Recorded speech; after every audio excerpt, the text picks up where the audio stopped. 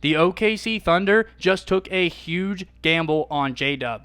He's missed over half of OKC's contests with injuries this year, but saved his season's best for the Suns. Returning to All-NBA form in SGA's absence, he made his first 11 field goal attempts in just 20 minutes of court time tonight, showing out and leaving zero doubt that he can be the first option on any given night. But the Thunder paid the price for putting Williams at risk. He exits the dominant game early. We're going to get into some film from his great game, as well as 3 of his teammates that rose to the occasion, all aimed at addressing that JDub is cut out to carry this OKC offense in SGA's absence. If the Thunder didn't just completely ruin it for zero reason by leaving him in a game that they had in the bag on the front end of a back-to-back, like they're not dealing with a player who has been injured on and off all season and is just coming back from injury, it makes no sense. It makes me angry that Dub could even potentially be in an injury predicament right now.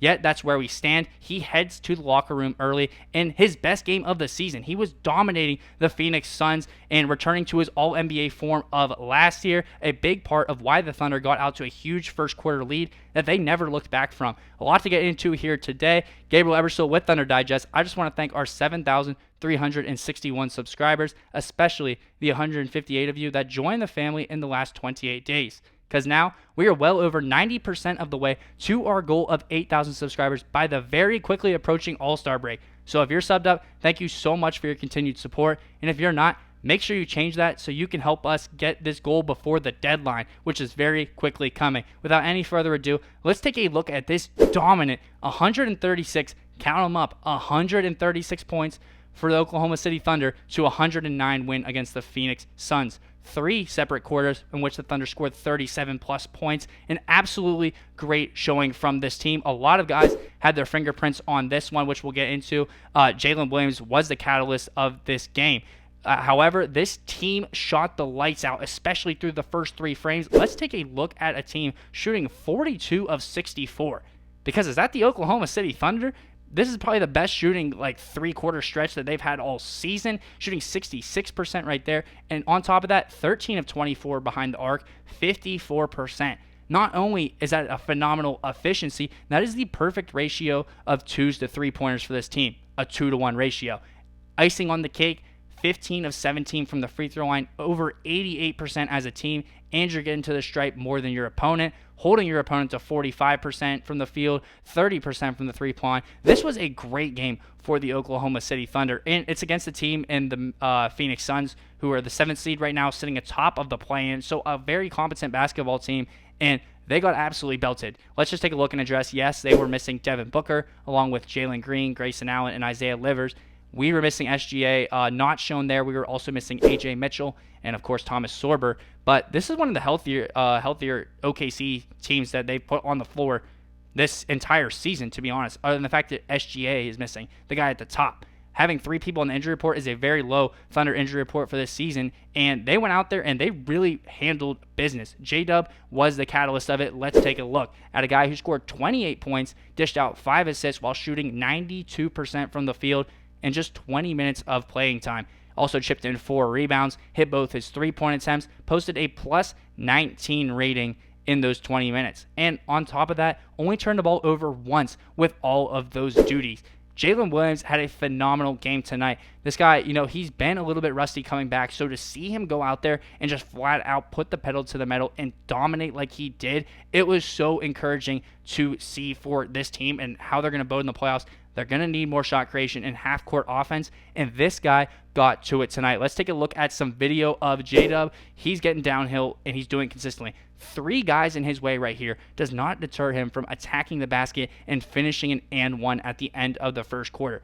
Most of his points did come in the second half, but, at the end of the first quarter right here, he really starts to pick it up and get some steam downhill, and these guys are not able to squarely get in front of him, able to cut off his momentum, and he's able to take that contact and put it in for 2. This guy is phenomenal at, really putting his head down, and I love this team scoring points in the paint, and he can do it for other people, like you just see right here.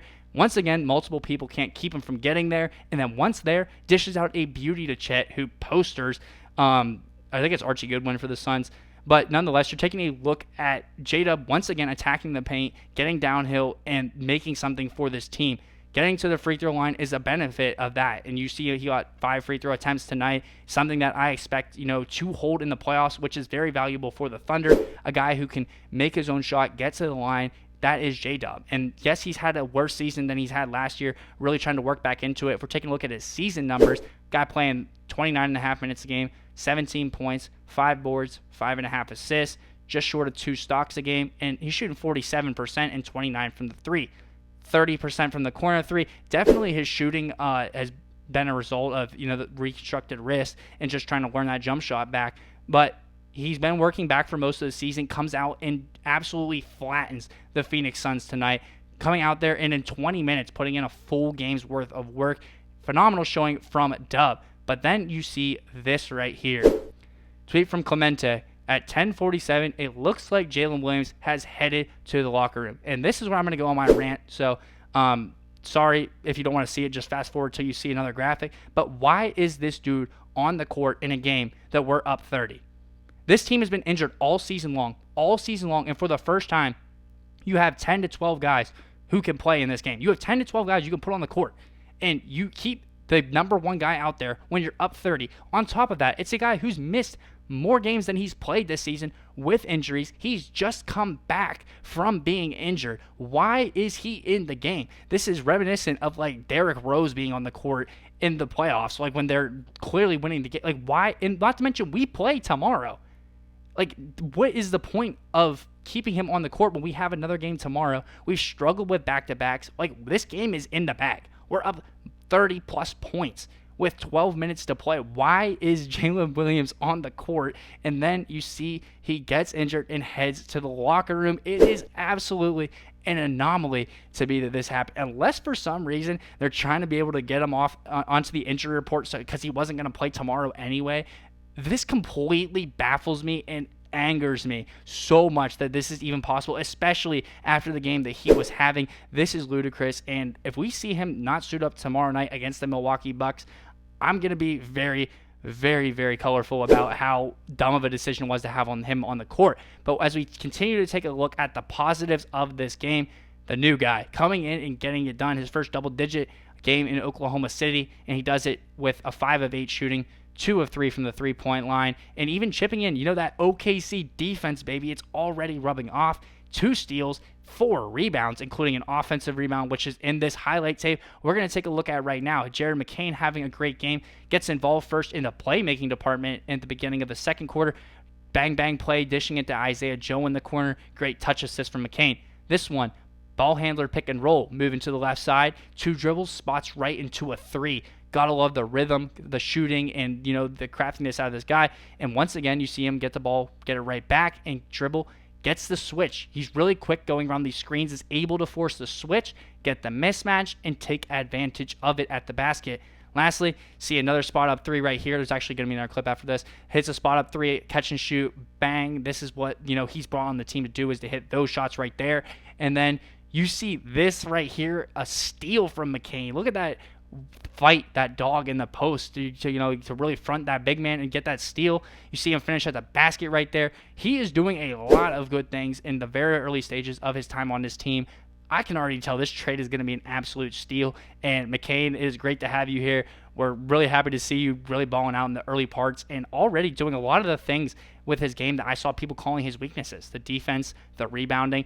Dude really putting a lot of effort into those areas of the court, and honestly, that's what's going to yield the results in a year down the line, 2 seasons down the line. This guy is going to improve in those areas so quickly, and it's just ecstatic. He had a great game, and it was great to see him out there really hustling and putting it on for the team. But as we continue to take a look at another guy, the guy who I really thought he was going to be taking minutes from when he joined the team, Isaiah Joe had a phenomenal game. In 18 minutes, he put up 21 points, hit his first 6 3-point attempts. This guy was on fire in the first quarter. Because you're taking a look at Joe, look at this impact off the start. In his first 8 and 8:54 on the court, hits 4 3-pointers. This guy on fire.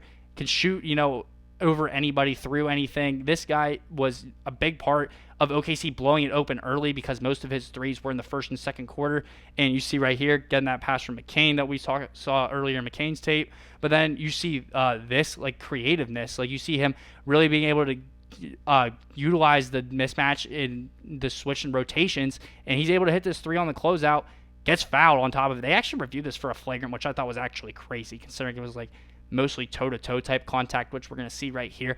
Them reviewing that for a flagrant was a little bit outlandish in my opinion, but the concentration through the closeout, and this guy is a certified sniper, hit his first 6 threes tonight, really took advantage of late rotations. Really great guy to have on the floor, and definitely showed it in this one. Taking a look at just all these different threes he's hitting off the catch, off the one dribble pull-up. Isaiah Joe, phenomenal game, phenomenal showing from him tonight as well.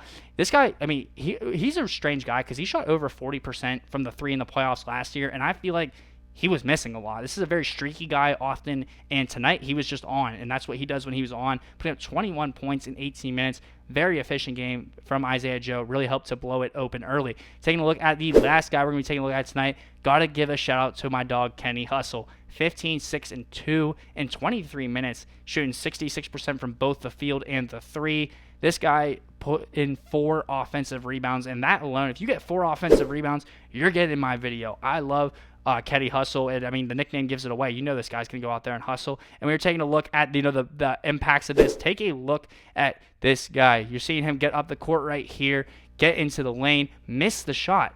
But guess what? He's going to follow it, and he's going to get a second chance and one. So even really when you're taking a look at that awesome 66% he's shooting from the field, one of those misses doesn't even matter because it's going right back to him, and he's getting an and one out of it. Look at the determination, and that is what I want to see, just banging in the paint, battling for those second chance points. And Kendrick Williams, God, I love this guy on the team, man. He just brings all of the right things and tools. You see right here, this is something I wanted to point out. Ball goes out off of Kenny Hustle. What does he do when they call it OKC basketball? Immediately getting the inbound pass. 2.5 seconds on the shot clock. Inbounds it, gets the ball back up, bang, from the three. You have to love this from this guy. The IQ when he knew he hit the ball out to get the inbound in quick. Only 2.5 seconds on the shot clock. Knows it's got to go up, and he just hits it. Like, this dude is phenomenal. This one right here, you see him running back on defense. They get the steal. He's running on offense. They throw a lob to Wiggs, who misses, and he's there to clean it up. Like, this guy is bringing everything to the team that you want from a guy in his role. I just love Kendrick Williams. And as a guy who, very big advocate of points in the paint, offensive rebounding, this guy brings that to the team more consistently than anybody, and it's intentional when he does it. So I just love Kenny Hustle. I'm always going to give him a shout-out after a great game like the one he had tonight. So we're continuing to take a look at this team, though. We're going to be seeing this team play SGA-less basketball for a little bit longer because we saw that Thunder guard Shai Gilgeous-Alexander sustained an abdominal strain in last night's game against the Orlando Magic. He will be reevaluated following the All-Star break. This happened a week ago, and, you know, SGA had played almost every single game up until that point. Even now, he's only missed 6 games. So we hadn't really seen a lot of the Thunder operating without him, and to see him go out there and really just dominate like he was there was just insane. Putting up 136 points without, you know, you're one of the league's best scorers is no small feat. And especially when you're doing it against a playoff caliber team like the Suns. It is crazy they're a playoff caliber team this year, but they are. And this team really showed a lot of encouraging signs. But leaving Dub out there and getting injured at the end just sours the taste so bad of it, because now we wait on the Jalen Williams update. And like we see on that top comment, I just don't get why he was still out there while we were up 30 points. That wasn't smart. And yes, I would agree, that wasn't smart. That makes 0 sense. And we're going to see long-term impacts of it because now, ladies and gentlemen, we play the waiting game on this Jalen Williams update. We're going to see if he plays tomorrow against the Milwaukee Bucks because we have the back end of a back-to-back. I'm Eastern time, so it's 7:30 for me. But let me know what you guys think about this. I think this is absolutely insane that this has even happened. But thoughts on the game, thoughts on the injury, thoughts on tomorrow night, the SGA-less team playing absolutely amazing basketball. Let me know in the comments. Make sure you're subbed up so you can help us hit our goal of 8,000 subscribers by the All-Star break. It's quickly approaching. Catch Ryan in our next video. Post-game coming tomorrow, so make sure you're subbed up and you can catch that one. I'll catch you guys in that one. Peace out.